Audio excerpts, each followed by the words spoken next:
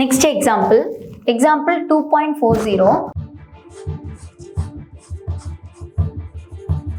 இங்கே நமக்கு ஒரு சீக்வன்ஸ் கொடுத்துட்டாங்க 1/2 1 2 4.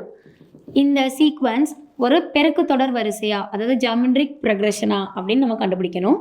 ஸோ ஏபியா இருந்தால் T1 T2 T3 T4ன்னு எடுப்போம்.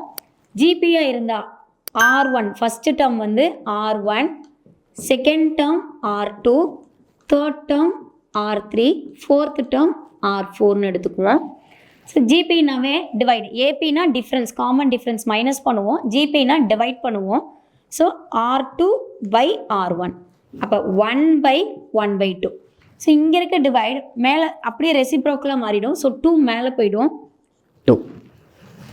நெக்ஸ்ட்டு R3/R2, அப்போ R3/R2 2/1 which is equal to 2. Third term R4 minus R4 divided by R3. So R4 இங்கே 4 divided by 2. 1 2 is 2, 2 2s are 4. Cancel பண்ணணும் 2. So மூணுமே ஈக்குவலாக வந்துருச்சு.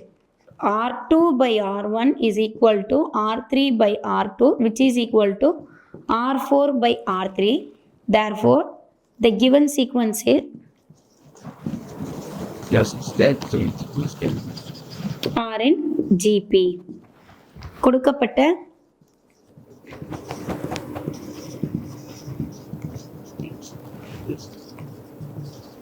வரிசையானது ஒரு பெருக்கு தொடர் வரிசையாகும்.